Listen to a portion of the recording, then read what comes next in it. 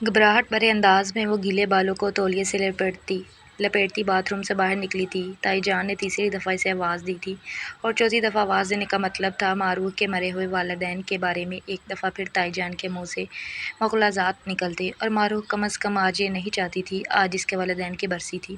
सुबह से बात पे बात इसकी आंखें भीग रही थी मगर इस वक्त वो रोना भी भूल चुकी थी। बस आ रही हूँ ताई जान, घबराहट के आलम में मारूफ ने निचड़ते बालों की परवाह के बगैर ही दुपट्टे की तलाश में नजरें दौड़ाई। हल्के सब्ज रंग के सादा से शलवार कमीज के साथ का दुपट्टा इसे कहीं नजर न आया। क्या मुसीबत है, यहीं पर तो रखा था दुपट्टा। कपड़े इस्त्री करते वक्त वो हैरान सी हुई थी मगर छोटे से कमरे में दोबारा नजर दौड़ाने पर भी इसे कहीं दुपट्टा नजर न आया। मारूफ, बाहर आ रही हो या मैं तुम तक आ जाऊं? ऐसी कौन सी होर परी हो जो तुम्हारे फैशन ही पूरे नहीं हो रहे? आधा घंटा पहले नहाने वॉशरूम में घुसी थी, अभी तक तुम्हारे इंतजार में बैठी हूँ। किचन में सारा काम फैला हुआ है, आहर कब बाहर आओगी तुम? ताई जान की छत फाड़ देने वाली आवाज़ एक दफ़ा फिर सुनाई दी। वो दुपट्टा बोलकर तेज़ी से बाहर की से मतलब की थी।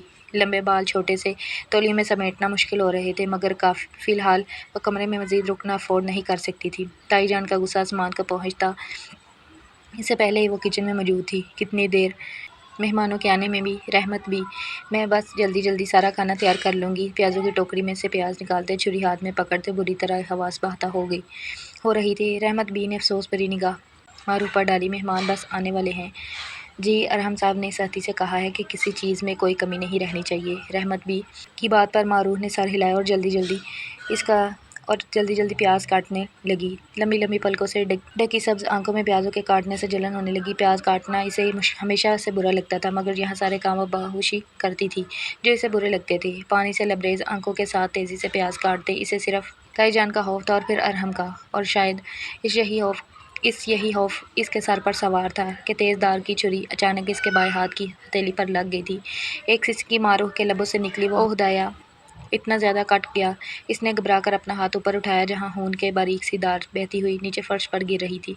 मारूफ का दिल धड़कना भूल गया था। हमेशा की तरह माँ बाप के खून में डूबी कोई लाशें इसके जहन के पर्दे पर लहरा रही होती थी। वो यकलाहत लड़खड़ाई। अभी तक खाना पकने की खुशबू नहीं आई। मारूफ आहर, तुम्हारा ध्यान कहाँ है? ताई जान की चंगाड़ एक दफ़ा फिर सुनाई दी। मारूफ ने लड़खड़ा कर किचन की स्लैब को थामा। बैंडेज वाला बॉक्स कहाँ है? रहमत भी, अगर आज वक्त पर खाना नहीं बना तो ताई जान के साथ साथ अरहम भी मुझे जान से मार देंगे। वो आंसू को दबाते हुए बामुश्किल बोली थी। बाएं हाथ में दर्द की ठीसें उठ रही थी। रहमत भी सर पर हाथ मारकर कुछ सोचने लगी। इन्हें कुछ याद नहीं था कि फर्स्ट एड बॉक्स कहाँ रखा था। घबराई बखलाई मारूफ दाएं हाथ अपने रस्ते खून को दबाते किचन से बाहर निकली। इसे याद आया कि कल शाम मारिया ने अपने बेटे की उंगली पर पट्टी बांधकर वो बॉक्स गेस्ट रूम में ही रख दिया था। मारूफ ने आओ देखा न ताओ तेज़ी के साथ लॉन्च अबूर करके वो गेस्ट रूम तक पहुंच गई और फिर एक सेकंड में इसने दरवाज़ा खोला और गेस्ट रूम में दाखिल हो गई। और इसके अंदर दाखिल होने की देर थी कि अंदर मौजूद कहकों का तूफान थम सा गया। अंदर जितने भी अफराद मौजूद थे सब ने एक साथ रुख मोड़कर देखा। सभी की नज़रें और कहके साकत हुए थे। कई निगाहों में सताइश उमड़ी और कई में हैरत। दरवाजे में खड़ी मारूफ की सांसें अंदर ही कहीं गुम हो गई थी। ड्राइंग रूम खाली नहीं था। वो ये कैसे भूल गई तो कि आज तो अरहम के मेहमानों ने आना था और मेहमान आने वाले नहीं थे, मेहमान आ चुके थे। कम अज़ कम 5 अफराद जो अरहम के ही हम उम्र थे। सब के सब इस वक्त रुख मोड़े हैरत से मारूफ को देख रहे थे जो अपने निचड़ते गीले बाल में तौलिया लपेटे बगैर दुपट्टे के नीम भीगी शर्ट के साथ हैरान परेशानी से दरवाजे में खड़ी थी। इसकी बड़ी बड़ी सब्ज आंखें खौफ से फैली हुई थी। छोटी सी नाक गुलाबी हो रही थी और दाएं हाथ की सफ़ेद उंगलियों ने बाएं हाथ को दबोच रखा था। वो मुझे फर्स्ट एड बॉक्स चाहिए, मेरे हाथ पर चोट लगी है। सबको अपनी तरफ देखते पाकर मारूफ ने घबरा कर कहा था। ये बात कहते इसने बमुश्किल अरहम खानज़ादा की तरफ देखा जो अभी तक शौक की सी कैफियत में इसकी तरफ देख रहा था। इस बात पर गोया वो होश में आया। एक झटके से अपनी जगह से उठते इसने पलटकर अपने दोस्तों को देखा। इसकी निगाहों में ऐसा सर्द तासुर था कि सभी ने घबरा कर अपनी निगाहें पलटी थी सवाए एक शख्स। अरहम खानज़ादा के पास अपने इस दोस्त को देखने का वक्त नहीं था जो आंखें खोले किसी सहरज़दा इंसान की तरह हुस्न की इस मलका को देख रहा था जिसके चेहरे पर अब खौफ के मारे हवाइयाँ उड़ रही थी। चलो मेरे साथ, अरहम खानज़ादा ने दबोचने वाले अंदाज में मारूफ की कलाई जकड़ी तो मारूफ के कदमों से जैसे जान निकली थी। वो फर्स्ट एड बॉक्स ले लें प्लीज़, मुझे बैंडेज करनी है। खाना नहीं पका तो ताई जान मुझे जान से ही मार देंगी। वो बामुश्किल मनमनाई थी मगर हमने जैसे इसकी बात सुनी ही नहीं। इसे बाजू से पकड़कर घसीटता हुआ ड्राइंग रूम से निकाल कर सीधे इसके कमरे में ले आया था। किस लिए आई थी वहाँ ड्राइंग रूम में? अपना हुलिया देखा है? ये नन्हा सा तौलिया बालों में लपेट कर तुम्हें लगता है तुम्हारा पूरा जिस्म छुप गया?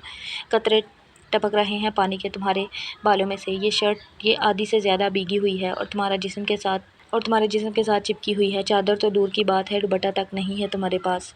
मेरे ख़ानदान की औरतें इतनी गिरी हुई कब से हो गईं कि गैर मर्दों के सामने इस हुलिये में आहर समझती क्या हो तुम खुद को। कमरे में पहुँचते अरहम खानज़ादा ने इसे अंदर धकेला। मारूफ की आंखों में आंसू उतरे। या मेरे अल्लाह, मैं भूल कैसे गई कि इस शख्स के मेहमानों ने आना था। मैं आहर वहाँ गई ही क्यों? मारूफ का दिल चाहा वो अपना सर पीट ले, मगर अब तो गलती हो चुकी थी। अरहम किसी सूरत में भी अपने दोस्तों और बाहर के मर्दों के सामने फैमिली की लड़कियों को आने की इजाज़त नहीं देता था, और इस बात पर वो कितना सख्त था ये बात मारूफ अच्छे तरीके से जानती थी। बताओ, मैंने पूछा है, आहर किस बात का घमंड है तुम्हें ये हुस्न ये दिखाने आई थी इतने सारे मर्दों को तुम? हाँ, जब मैं किचन में रहमत भी को बोल कर गया था कि मेरे मेहमान आ गए हैं, अब ड्राइंग रूम में कोई ना आए, तो बताओ वहाँ क्यों आई थी तुम? अरहम खानज़ादा ने यकलाहत इसे दोनों कंधों से पकड़कर दीवार के साथ लगाया था। इसका बस नहीं चल रहा था मारूफ को गला दबा दे। रह कर इसके जहन में वही मंजर आ रहा था जब सारे दोस्तों की नज़रें इस कज़न पर जमी थी। जानबूझकर नहीं आई थी मैं वहाँ। हमेशा नेगेटिव ही क्यों सोचते हैं आप मेरे बारे में? और मुझे नहीं बताया था किसी ने कि आपके मेहमान आ गए हैं? मैंने थोड़ी कहा था कि वो मुझे देखें। आंसू के दरमियान वो मुश्किल बोली। अरहम खानज़ादा का खून खौल उठा। तुम्हें अपनी गलती का अंदाज़ा भी है? बजाय माफ़ी मांगने के तुम ये साबित कर रही हो कि मेरी सोच गलत है ना? अरहम खानज़ादा की सुरमई आंखों में खून उतर आया था। मारूफ ने घबरा कर अपनी पलकें मींच ली। वो जो मज़ीद भी कुछ कहने वाला था, यकदम ठटका दीवार के साथ लगी। मारूफ धीरे धीरे लर्ज रही थी। इसके कंधों पर मजबूती से जमे अरहम खानज़ादा के हाथ ढीले पड़े। वो इसके बेहद करीब खड़ा था। दिल लम्हे भर के लिए मारूफ के बालों में बेतरतीबी से लिपट गया। टॉवल फिसल कर इसके कंधों पर पड़ा। लंबे गीले बाल पल भर में बिखर गए और हमने बेसाथ अपनी निगाहें चुराई। अब ये समेटो अपने बिखरे बालों को, कोई ढंग का दुपट्टा ओढ़ो और किचन में जाकर प्लीज़ कुछ तैयार करो। मेरे मेहमान आए हैं, मैं इन्हें भूखा तो नहीं भेज सकता। अपने दिल को संभालता वो पीछे पलटा, और यहीं इसे गलती हुई। इसने मारूफ का बायां हाथ पकड़कर गैर इरादी तौर पर इसके बालों तक ले जाना चाहा, और इस लम्हे इसके लबों से एक राह निकली थी, नहीं प्लीज़, बहुत दर्द हो रहा है, वो यकलाहत बोली। और फिर जैसे इसका सारा ज़ब्त ख़त्म हो गया, वो यकदम फूट फूट कर रोने लगी थी। अरहम खानज़ादा ने मुड़कर इसकी तरफ देखा। अपने ज़ख्मी हाथ को सीने पर रखे वो दर्द की शिद्दत से रोती इस वक्त इसे इंतहाई मासूम लगी। क्या हुआ है तुम्हें? मारूफ, मुझे देखने दो। अरहम के अंदाज में नरमी उतरी थी। इसने आहिस्तगी से मारूफ का ज़ख्मी हाथ थामना चाहा, मगर इसने सख्ती से अपना हाथ छिड़ा लिया। वो अरहम के गुस्से से सख्त खौफज़दा हो जाती थी, और अब तो वो बुरी तरह से डर गई थी। अरहम को अपनी गलती का एहसास हुआ। चुप हो जा मारूफ, मुझे देखने दो। किस चीज़ का ज़ख्म है ये? आई एम सॉरी, मैंने पहले ध्यान नहीं दिया। अरहम के लबों से गैर इरादी तौर पर निकला था। इसके दिल को कुछ हुआ था। इस नाजुक सी लड़की को यूं फूट फूट कर रोता देखते हुए अब की बार इसने मारूफ का ज़ख्मी हाथ पकड़ा। शायद वो खुद भी दर्द की शिद्दत से निडाल हो रही थी। ओ माय गॉड, ध्यान कहाँ होता है तुम्हारा? इतना गहरा कट लगा, अभी तक खून रस रहा है। इस पर तो स्टिचेस लगाने पड़ेंगे। तो हमको देखते ही अरहम खानज़ादा के माथे पर फिक्रमंदी से बल पड़े। पूरी हथेली पर लगा हुआ गहरा कट था। अरहम ने बेहतियार जेब से अपना रुमाल निकाला। तुम पहले नहीं बता सकती थी कि हमारे हाथ पर इतना गहरा कट लगा हुआ है? मैं हाँ वहाँ इतनी देर से तुम्हें डांटे जा रहा था। अरहम खानज़ादा को शदीद पछतावा हुआ। आंसुओं को रोकते मारूफ ने यकदम आंखें खोलकर उसे देखा। मैंने आपसे कितनी बार कहा कि आपने मेरी बात ही नहीं सुनी, बस हमेशा की तरह सिर्फ गुस्सा ही कर रहे थे। वो इतनी मासूमियत से बोली कि अरहम इसे देखता रह गया। यहाँ बैठो, तुम्हारी बैंडेज करूँ। इसने बाजू से पकड़कर मारूफ को बेड पर बैठाया और खुद पंजों के बल इसके सामने झुका, मगर इससे पहले कि वो कुछ करता दार से कमरे का दरवाज़ा खुला और ताईजान अंदर दाखिल हुई। लो, ये मोहतरमा यहाँ बैठी है, और तुम यहाँ क्या कर रहे हो? अरहम, वहाँ सारे तुम्हारे दोस्त तुम्हारे इंतज़ार कर रहे होंगे। इस लड़की ने फिर कोई नया बखेड़ा डाल लिया है। क्या रहमत बता रही है कि किचन में कोई काम मुकम्मल नहीं हुआ? ये रोती धोती वहाँ से निकल भागी थी। मैं पूछ सकती हूँ क्या ये क्या तमाशा है? मारूफ अपने सोने के मोटे मोटे कंगन बाजू में घुमाते हुए अंदर दाखिल हुई, और आते ही हस्बे मामूल चलाना शुरू हो गई थी। मारूफ घबरा कर अपनी जगह से उठी। मैं जा रही हूँ, बस अभी सब कुछ बना देती हूँ। इसकी आवाज़ घबराहट से लड़खड़ा गई। अरहम ने नागवारी से अपनी माँ को देखा। हालांकि पहली बार नहीं था, हमेशा इसकी माँ इसी टोन में मारू से बात किया करती थी, मगर अभी वो ज़ख्मी थी। आप रहने दें अम्मा, मुझे कुछ नहीं पकवाना, मैं बाहर से ऑर्डर कर देता हूँ, अभी सब कुछ आ जाएगा। मारूफ का हाथ कट गया है, आप इसकी बैंडेज कर दें या फिर इसे डॉक्टर के पास ले जाएं। घर में मर्द मौजूद हैं तो मैं फ़िलहाल बाहर नहीं जा सकता। संजीदगी से कहता वो उठ खड़ा हुआ था। इसका रुमाल मारूफ के हाथ पर लिपटा रह गया था। ताईजान ने बेजारी से मारूफ के हाथ पर नज़र डाली। अरे छोड़ो अरहम, इसके तो रोज़ के यही तमाशे हैं, कामों से बचने के। अभी پکا لے گی۔ وہ مزید بھی کچھ کہتی مگر ارحم نے ہاتھ اٹھا کر انہیں بولنے سے منع کر دیا۔ تائی جان چپ رہ گئی۔ ارحم ہی تھا جس کے سامنے اس کی کینچی کی طرح چلتی زبان کو بریک لگ جاتا تھا۔ ایک نظر سہمی ہوئی معروف پر ڈالتے ارحم کمرے سے باہر نکل گیا مگر تائی جان نے کھا جانے والی نگاہ سے معروف کو دیکھا تھا۔ ارحم کے کانوں میں کون سا سحر پھونک رہی تھی، تمہارا ہی مگیتر ہے وہ، یہ شادی سے پہلے چھپ چھپ کر اس سے اپنے کمروں میں بلانا اور اس سے ملنا شریف لڑکیوں کی حرکتیں نہیں ہیں۔ جوانی سنبھالی نہیں جا رہی کیا تم سے بالکل؟ اپنی ماں کی طرح تائی جان نے الفاظ کے تیر چلائے۔ معروف سر پڑ گئی، جو بات وہ یاد بھی نہیں کرنا چاہتی تھی تائی جان اسے بھولنے ہی نہیں دیتی تھی۔ ارحم خانزادہ اس کا مگیتر تھا اور 2 مہینے بعد ان دونوں کی شادی طے تھی مگر وہ شخص تو اس کی طرف دیکھنا بھی پسند نہیں کرتا تھا۔ تائی جان کے سامنے رہنے کا مطلب ان کی جلی کٹی سننا تھا، سو وہ ہاتھ کی تکلیف کو نظر انداز کرتے کمرے سے نکل کر کچن میں چلی آئی تھی۔ ارحم خانزادہ نے کچن میں ہر قسم کے کام کو منع کر دیا تھا۔ اس نے کھانا باہر سے آرڈر کر لیا تھا مگر پھر بھی تائی جان نے اسے کئی کاموں میں الجھائے رکھا۔ ڈرائنگ روم میں بیٹھے ارحم خانزادہ کا دھیان بار بار بھٹک کر معروف کی طرف جاتا رہا مگر آخرکار اس نے سر جھٹک کر اپنی توجہ اپنے دوستوں کی جانب مبذول کر لی تھی۔ انہیں میں سے ایک فاروق احمد تھا جس کی نگاہ بار بار بھٹک کر دروازے تک جا رہی تھی۔ یہاں کچھ دیر پہلے صرف ایک لمحے کے لیے اسے وہ پری چہرہ نظر آئی تھی جو جانچتی ہوئی نگاہوں سے ارحم خانزادہ کے چہرے کا جائزہ لیتے ہوئے مستقبل کی پلاننگ کر رہا تھا۔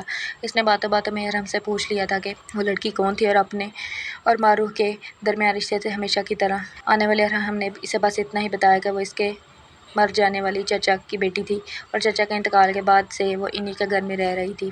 فاروق احمد کی آنکھیں چمک اٹھی۔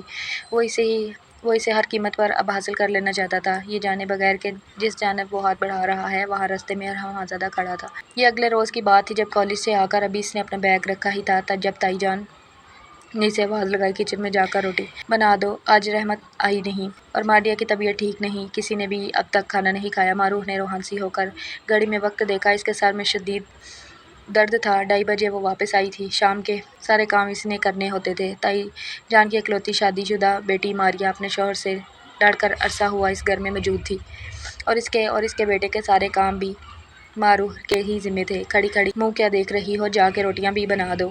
تائی جان نے اسے شش و پنج میں کھڑے دیکھا تو ایک دفعہ پھر آواز لگائی، دل پر پتھر رکھ کر وہ کچن میں چلی آئی۔ فی الحال تو صرف ٹیبلٹ کھا کر سونے کا دل کر رہا تھا مگر اب اسے آرام تو دور دور تک کہیں دکھائی نہیں دے رہا تھا۔ کچن کے سنک میں برتنوں کا ڈھیر بھی منہ چڑھا رہا تھا۔ آٹا نکال کر وہ روٹیاں بنانے لگی۔ اس حادثے میں مما اور بابا دونوں کو ہی مرنا تھا۔ کاش کوئی ایک ہی زندہ رہ جاتا، کم از کم میری زندگی اتنی تو بری نہ ہوتی، بڑبڑاتے ہوئے خود میں الجھی رہی۔ جب تیسری روٹی توے سے اتارتے ہی اسے باہر سے کچھ آوازیں سنائی دی، یا اللہ اب اس وقت کوئی مہمان نہ آیا ہو پلیز، دل ہی دل میں دعا کرتے اس نے کچن سے باہر جھانکا مگر اس کے سارے ارمانوں پر اوس پڑ گئی کیونکہ قیمتی کپڑوں میں ملبوس 2 عورتیں لاؤنج میں داخل ہو رہی تھیں۔ تائی جان کے تاثرات کو دیکھ کر لگتا تھا وہ بھی ان سے انجان ہی ہیں اور تبھی معروف ٹٹکی۔ ان 2 عورتوں کے ساتھ ایک اور لڑکا بھی تھا، یہ لڑکا کل ڈرائنگ روم میں بھی موجود تھا۔ تائی جان ارحم کے دوستوں کے سامنے چلی جایا کرتی تھی، سو اس وقت انہوں نے بھی فاروق کو پہچان لیا۔ جوس لے کر آؤ معروف، انہوں نے کچن کی جانب منہ کر کے آواز لگائی۔ روٹی توے سے اتارتے معروف نے جھنجھلا کر جوس کی تیاری شروع کی۔ اسے تقریباً 5 منٹ لگ گئے تھے جوس تیار کرنے میں اور جس وقت جوس لے کر لاؤنج میں آئی فاروق احمد کی نگاہ اسے خود پر گرتی ہوئی محسوس ہوئی تھی۔ وہ بری طرح سے گھبرائی، یہ تو میرے ذہن سے ہی نکل گیا کہ یہاں پر ارحم کا دوست بھی موجود ہے، کہیں آج پھر کل کی طرح کوئی ہنگامہ ہی نہ ہو جائے، اور گڑبڑائی اور اسی گھبراہٹ میں ٹرے آرام سے کہیں تمہیں چوٹ نہ لگ جائے۔ فاروق احمد جو نزدیکی صوفے پر بیٹھا تھا، اس نے یکلاحت اٹھ کر ٹرے تھامی تھی۔ ایک پل کے لیے معروف نے اس کے چہرے کو دیکھا جہاں اشتیاق ہی اشتیاق تھا۔ گڑبڑا کر وہ 2 قدم پیچھے ہٹی مگر تائی جان کی تیز نظروں نے یہ منظر دیکھ لیا تھا۔ ہمارے فاروق کو تو ایک نظر دیکھتے ہی معروف پسند آ گئی ہے، آج ہم اس کا رشتہ مانگنے آئے ہیں، بتاؤ نا فاروق۔ وہ عورت جو کہ فاروق احمد کی ماں تھی یقیناً اس نے محبت سے کہا۔ معروف کی آنکھیں بے یقینی سے پھیلی، رشتہ اور وہ بھی معروف سے؟ کیا اس لڑکی نے بتایا نہیں کہ اس کی تو منگنی ہو چکی ہے میرے بیٹے کے ساتھ؟ تائی جان کی چبھتی ہوئی آواز ابھری۔ فاروق احمد کے چہرے پر مایوسی پھیلی تھی مگر وہ اسے چھپا گیا۔ منگنی ہوئی ہے تو منگنی ختم کر دیں، مجھے معروف بہت پسند آئی ہے اور میرا نہیں خیال کہ ارحم کو معروف میں کوئی دلچسپی ہے، اس نے تو کبھی اور معروف کی منگنی کا ذکر نہیں کیا۔ آپ لوگوں کو جو بھی ڈیمانڈ ہوگی میں پوری کروں گا، جہیز نہیں لوں گا، بری میں جو کچھ چاہیے، جتنا سونا جو کچھ لکھوانا چاہتے ہیں آپ لوگ لکھوا لیں، فاروق احمد نے فوراً سے کہا تھا۔ وہ شدید جذباتی انسان لگ رہا تھا۔ معروف کی رنگت سرخ پڑ گئی، اس کا جی چاہا دھکے مار کر فاروق احمد کو گھر سے نکال دے مگر اس سے پہلے کہ وہ کچھ کہتی کھلے دروازے سے کوئی اندر داخل ہوا۔ وہ ارحم خانزادہ تھا۔ اس نے اندر آتے ہوئے شاید فاروق کی بات سن لی تھی، اس لیے وہ تیر کی طرح اس کی سمت جھپٹا تھا۔ کیا بول رہا ہے تو؟ ذرا دوبارہ بولنا۔ اس نے پیچھے سے ہی فاروق کی گردن دبوچ لی تھی۔ صوفے پر بیٹھا فاروق گھبرا کر اٹھا۔ سچ کہہ رہا ہوں۔ تم نے تو کبھی ذکر نہیں کیا کہ معروف نامی تمہاری کوئی منگیتر بھی ہے اور رشتہ لانا گناہ ہے کوئی؟ رشتہ لے کر ہی تو آیا ہوں۔ وہ بات سنبھالنے کی کوشش کر رہا تھا مگر ارحم خانزادہ کی آنکھوں میں خون اتر آیا۔ ارے اس کا کیا قصور ہے؟ اسے اسی معروف نے تو بلوایا ہے۔ کل کس طرح دندناتی ہوئی ڈرائنگ روم میں جا گھسی تھی۔ اپنے حسن کے جلوے بکھیرتی ہوئی حلیہ دیکھا تھا اس کا بغیر دوپٹے کے بھلا کوئی لڑکی غیر محرموں کے سامنے جاتی ہے؟ جو چاہتی تھی وہ ہو گیا۔ تائی جان کی پاٹ دار آواز سنائی دی۔ فاروق احمد کی گردن دبوچی ارحم خانزادہ نے پلٹ کر ایک نظر معروف پر ڈالی جس کے چہرے پر ہوائیاں اڑی ہوئی تھیں۔ اندر جاؤ ابھی۔ اور اسی وقت وہ دھیمی آواز میں گرایا تھا۔ معروف نے صرف ایک لمحہ لگایا تھا وہاں سے غائب ہونے میں۔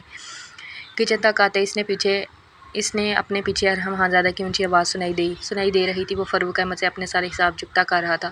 کچھ توڑ پھوڑ کی آوازیں بھی سنائی دی۔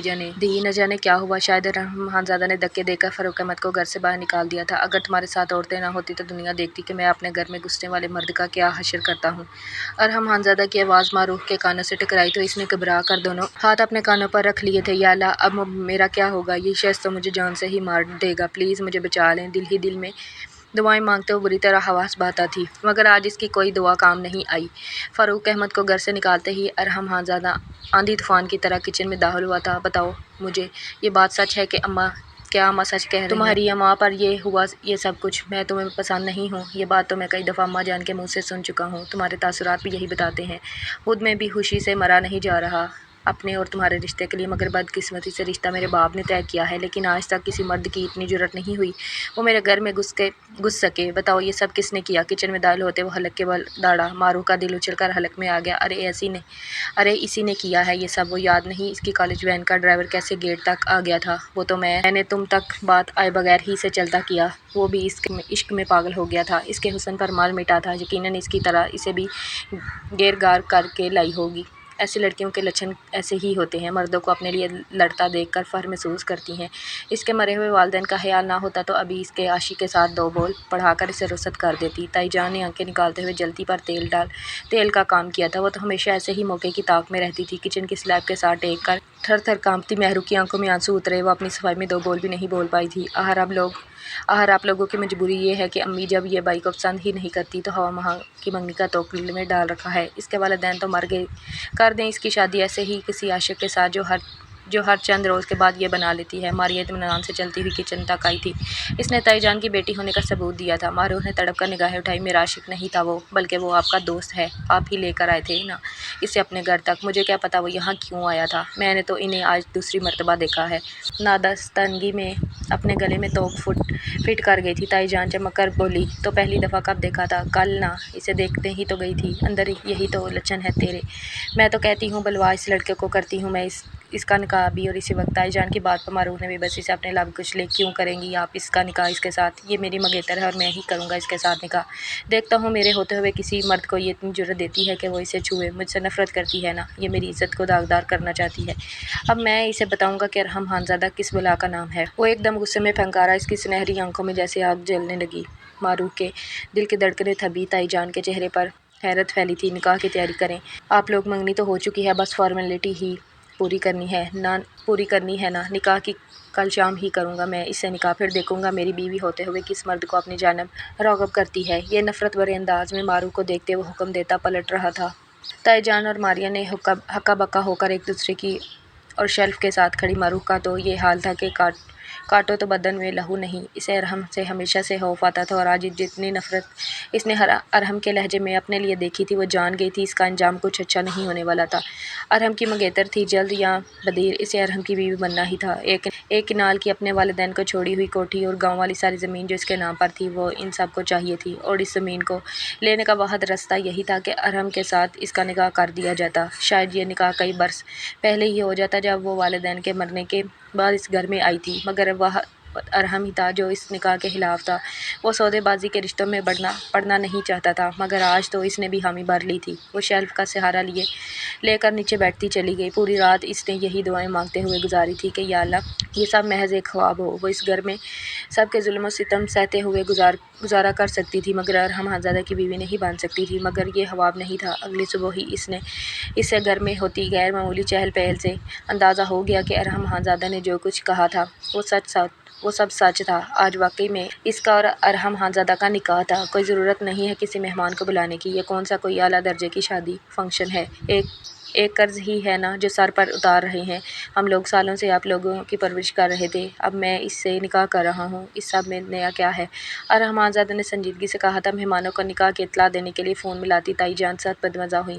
گھر میں کوئی آئے گا ہی نہیں تو کیسی شادی اور کہاں کا نکاح؟ کئی ملنے ملانے والے ہیں، رشتہ داروں کا تو بلانا ہی پڑے گا نا۔ انہوں نے ارحم کو سمجھانا چاہا مگر اس نے سختی سے نفی میں سر ہلا دیا۔ نہیں، کوئی کہیں نہیں آئے گا۔ ہاں بس اگر آپ نے اسے پارلر سے تیار کروانا ہے تو وہ کروا دیں، کہیں اس کے دل پہ یہ حسرت نہ جاگے کہ میں یتیم تھی تو میری کوئی خواہش پوری نہیں کی گئی۔ وہ آج سخت سے سخت تر جملہ بھی ادا کر دینا چاہتا تھا۔ اپنے چھوٹے سے کمرے کے دروازے سے لگی مسا معروف کی آنکھیں بھیگ گئیں۔ آنے والی زندگی کیسے گزرنے والی تھی اسے اچھی طرح اندازہ ہو گیا تھا۔ تائی جان نے برا سا منہ بناتے ہوئے موبائل بند کیا۔ بھلائی نے معروف کے دل کی خواہشات سے کیا لینا دینا تھا؟ اس لیے تو شام سے کچھ پہلے ماریا کمرے میں داخل ہوئی۔ میں سیلون جا رہی ہوں، لیکن سیلون والے کے پاس اتنا ٹائم نہیں تھا کہ وہ برائڈ تیار کر سکے، پہلے سے بکنگ کروانی ہوتی ہے نا۔ اب تم نے اتنا فساد ڈالا ہے، کل اتنی اچانک نکاح میں کہاں سے بکنگ کرواتی پھروں؟ میری ایک دوست ہے، اسے ٹائم لے لیا ہے میں نے، ڈرائیور تمہیں اس کے گھر ڈراپ کر دے گا، وہیں تمہیں تیار کر دیں گی۔ ماریا نے مصروف سے انداز میں اطلاع دی۔ خود وہ شہر کے معروف بیوٹی سیلون سے اپائنٹمنٹ لے چکی تھی۔ گھٹنوں میں سر دیے روتی معروف نے سر اٹھا کر دیکھا۔ آج جس کا نکاح ہو رہا تھا، سب لوگ کتنے بیزار تھے۔ میں خود ہی تیار ہو جاؤں گی، مجھے کس نے دیکھنا ہے جو میں پارلر سے تیار ہوں؟ بھیگی آواز میں کہتی اس نے اپنے آنسوں کو روکا تھا۔ ماریا نے ایک بیزار نگاہ اس پر ڈالی۔ کس نے دیکھنا ہے بی بی؟ میری ساری فرینڈز آ رہی ہیں، رشتہ داروں کو تصویر بھیجنی ہے تمہاری۔ ہاں مہان، ہمارا ناک مت کٹوا دینا، سارے احسانات پر پانی پھر جائے گا۔ سالوں سے تمہیں پال پال کر جو اپنا روپیہ پیسہ تم پر خرچ کر رہے ہیں وہ سارا یوں پانی میں بہہ جانے دو۔ اٹھو چلو چادر اوڑھو۔ وہ انتہائی بیزار انداز میں بولی تھی، اپنے آنسوں کو رگڑ کر صاف کرتی معروف اٹھ کھڑی ہوئی۔ وہ ان میں سے کسی کے ساتھ لڑنے کا حوصلہ نہیں رکھتی تھی۔ معروف نے اپنی شادی والا جوڑا احسان عظیم کرتے ہوئے معروف کے لیے نکال دیا تھا۔ ڈرائیور نے اسے ماریا کی فرینڈ کے گھر ڈراپ کیا۔ وہ اچھی لڑکی تھی۔ معروف کو دیکھتے ہی اس کے چہرے پر خوشگوار تاثر لہرایا۔ اتنی حسین برائڈ ہے، پہلے تو کم وقت کی وجہ سے میں پریشان تھی مگر میں تمہیں جلدی سے تیار کر دوں گی۔ ماریا نے کبھی بتایا ہی نہیں اس کی کزن اتنی پیاری ہے۔ وہ معروف کا چہرہ اپنی طرف کر دے ستائش بھرے انداز میں بولی تھی۔ معروف نے بے بسی سے سر جھکا لیا۔ ایسے حسن کا وہ کیا کرتی جو اس کے لیے ہمیشہ ایک لعنت ہی بنا رہا تھا۔ ماری کی دوست فرح نے اسے انتہائی دل سے تیار کیا یوں بھی اس میں کسی چیز کی کمی نہیں تھی۔ جب وہ تیار ہو چکی تو فرح نے اسے آئینے کے سامنے کھڑا کیا۔ اب دیکھو کتنی حسین لگ رہی ہو آج تو تمہارا شوہر اپنا دل تھام کر رہ جائے گا۔ فرح کے کہنے پر وہ آئینے میں نظر آتے ہی اپنے عکس کو دیکھے گئی۔ سرخ اور سبز رنگ کے امتزاج کا انتہائی حسین لہنگا اس پر خوب جچ رہا تھا۔ کیا واقعی ارحم میری تعریف کریں گے یا ہمیشہ کی طرح بس زہر کے تیر ہی برسائیں گے؟ معروف کا دل ڈوب کر ابھرا۔ وہ گھبرا کر مڑی تھی۔ میں چلتی ہوں، پھر تائی جان ناراض ہوں گی، دیر ہو گئی۔ وہ گھبراتی ہوئی اپنا بھاری لہنگا سنبھالتی خود ہی فرح کے مکان سے باہر نکل آئی تھی۔ باہر ڈرائیور گاڑی میں اس کا انتظار کر رہا تھا۔ کیسی دلہن ہوں میں جس کے ساتھ کوئی نہیں، کاش ماں آج آپ زندہ ہوتی۔ اسے اپنے والدین کی بے انتہا یاد آئی تھی۔ آنکھوں میں آئے آنسو چھپانے کے لیے اس نے اپنی آنکھیں بند کر لی۔ گاڑی کے پشت سے سر ٹکائی سے کتنی دیر گزر گئی، اچانک ہی وہ چونکی۔ گاڑی کافی دیر سے ایک جگہ پر کھڑی تھی۔ پہلے تو وہ سمجھی سگنل بند ہے مگر اب کافی دیر گزر چکی تھی۔ چونک کر آنکھیں کھولنے پر معروف کو کسی گڑبڑ کا اندیشہ ہوا۔ گاڑی کیوں روک رکھی ہے آپ نے؟ ہان بابا، یہاں تو کوئی سگنل بھی نہیں، یہ تو کوئی ویران سی جگہ ہے، اس نے کھڑکی سے باہر دیکھتے ہوئے گھبرا کر کہا تھا اور تبھی اس کے قدموں تلے سے زمین نکلی۔ ڈرائیونگ والی سیٹ پر ڈرائیور موجود ہی نہیں تھا۔ وہ اکیلی ہی گاڑی میں بیٹھی تھی۔ باہر نہیں گھبرا کر شیشے سے باہر جھانکا۔ وہ بالکل کوئی آباد سی سڑک تھی، یہاں اس پاس کوئی دکھائی نہیں دے رہا تھا۔ معروف کے حلق میں کانٹے سے گھننے لگے۔ ہان بابا، اس نے اونچی آواز میں پکارا اور تیزی سے اندر بیٹھا۔ معروف کا دل دھڑکنا بھولا۔ اس کی سبز آنکھیں بے یقینی سے پھیلی۔ ساتھ بیٹھنے والا شخص کوئی اور نہیں بلکہ فاروق احمد تھا، جس نے بیٹھتے ہی تیزی سے اپنا رخ موڑ کر معروف کو دیکھا۔ تم یہاں گاڑی سے نیچے اترو۔ ہان بابا کہاں ہیں؟ معروف بری طرح گھبرائی۔ اس نے پلٹ کر دروازہ کھولنا چاہا مگر فاروق نے یکدم اسے دونوں بازو سے دبوچ کر اپنی گرفت میں لے لیا تھا۔ بہت خوش قسمت ہے ارحم، ایسا سفید موتی اپنے قبضے میں لے رکھا ہے۔ طاہر نہیں کہ اس نے تم سے نکاح کرنے میں کہیں دیر ہو جائے اور میں نہ تمہیں لے اڑوں، سلگتے ہوئے انداز میں کہتے وہ اپنا اور اس کا درمیانی فاصلہ کم کر رہا تھا۔ معروف کو اپنے وجود سے جان نکلتی ہوئی محسوس ہوئی۔ دور ہٹو مجھ سے، کیا کر رہے ہو تم؟ بچاؤ کوئی ہے، وہ پوری قوت سے چلائی تھی مگر فاروق احمد کی گرفت مضبوط تھی۔ چھوڑ دوں گا جلدی کس بات کی ہے، اور ارحم کی کس چیز پر ہاتھ ڈالنے کی ہمت نہیں ہے میری، مگر سکون سے تو میں اسے بھی نہیں جی، اس حسن کو داغدار ضرور کر کے جاؤں گا۔ نفرت بھرے انداز میں کہتے ایک دم معروف کے کس گردن پر جھکا، معروف کے لبوں سے گھٹی سسکی نکلی۔ اسے فاروق احمد کا سلگتا ہوا لفظ گردن اور کندھوں پر محسوس ہوا، پوری قوت سے ایک دفعہ پھر چلائی اور اس کے چیخنے کا ہی اثر تھا۔ فاروق احمد نے اسے ایک جھٹکے سے چھوڑا۔ معروف کو لگا بے ہوش ہو جائے گی، مگر اسے سر سے لے کر پیروں تک گھٹتے فاروق احمد نے گاڑی کا دروازہ کھولا اور تیزی سے اتر کر کہیں گم ہو گیا تھا۔ وہ اپنا سن پٹا صاحب کو سنبھالتے چند لمحے تک گاڑی میں بیٹھی رہی اور پھر جب اسے ہوش آئی تو وہ ایک یکلہت دروازہ کھول کر باہر نکل آئی تھی۔ ہان بابا، وہ اونچی آواز میں چلائی، آنکھوں سے آنسو بہنے لگے تھے۔ وہ اس سنسان روڈ پر بے جان کئی بار پکارنے پر اسے ہان بابا ایک طرف سے آتے دکھائی دیے۔ معاف کرنا بیٹا، گاڑی میں پٹرول ختم ہو گیا تھا، پٹرول پمپ ذرا دور تھا، میں پٹرول لینے گیا تھا، انہوں نے آتے ہی پشیمانی بھرے انداز میں کہا۔ وہ ساکت کھڑی رہ گئی۔ ہان بابا نے بیٹھتے ہی گاڑی سٹارٹ کی تو اس نے بھی ایک لمحے کی دیر نہیں لگائی تھی۔ وہ دل ہی دل میں بس یہی دعا کر رہی تھی جلد از جلد وہ گھر پہنچ جائے۔ وہ جیسے بھی تھے کم از کم ان سب کے بیچ میں اسے اپنی عزت کا خوف تو نہیں تھا۔ گھر میں نکاح کی تقریب کے لیے چند گنے چنے مہمان جمع ہو گئے تھے، بس دلہن کا ہی انتظار تھا۔ اس کے آتے ہی نکاح پڑھا دیا گیا اور پھر اسے رحمانزادہ کے کمرے میں بھی پہنچا دیا گیا۔ اور نیم بے ہوشی کی کیفیت میں ہی کسی نے اسے کھانے کا نہ پوچھا۔ حلق میں چبھتے کانٹوں کے ساتھ وہ بس یہی دعا کرتی رہی دوبارہ فاروق احمد اسے دکھائی نہ دے۔ ہر آہٹ پر اسے لگتا وہ کہیں سے آ کر دبوچ لے گا۔ مہمان رخصت ہوئے، کمرے میں سناٹا چھایا تو اپنی بکھری سانسوں کو ترتیب دیتے معروف نے اپنا گھونگھٹ پلٹ دیا۔ سائڈ ٹیبل سے پانی کا گلاس اٹھاتے اس نے چند سانسوں میں ہی پورا گلاس خالی کر دیا۔ اپنی بکھری سانسوں پر قابو پاتے معروف نے رخ موڑ کر دیکھا، کمرے میں کوئی اجالا اور روشنی نہیں سجائی گئی تھی۔ کسی رشتہ دار نے شاید ڈریسنگ ٹیبل پر پھولوں کا ایک گلدستہ رکھ دیا تھا جس سے نکلتی بھینی بھینی مہک کمرے کے ماحول کو معطر کر رہی تھی۔ میں ہر جگہ انچاہی ہی رہوں گی، پلکیں بند کرتے معروف نے دل گرفتگی سے سوچا، اور تبھی کمرے کا دروازہ کھلا۔ معروف نے لرزتی پلکیں اٹھا کر دیکھا، وہ ارحم تھا۔ اس نے کپڑے بدلنے کی بھی زحمت نہیں کی تھی۔ وہ صبح جس شلوار قمیض میں ملبوس تھا اس وقت بھی اس نے وہی پہن رکھی تھی۔ اندر داخل ہوا تو اس نے ایک اچٹتی سی نگاہ معروف پر ڈالی اور پھر لمحے بھر کے لیے ٹھہر گیا۔ قمیض کے بٹن کھولتا اس کا دایاں ہاتھ اس کے گریبان پر ہی رک گیا۔ جو کچھ تم نے کیا تھا اس کے بعد جی تو چاہتا ہے کہ کبھی تمہاری شکل بھی نہ دیکھوں، لیکن ہم خاندانی مردوں کا بھی تو عجیب حال ہوتا ہے نا، ہم اپنی عزت کو بیچ راہ میں اچھال نہیں سکتے۔ وہ قدم قدم چلتا معروف کے سامنے آیا۔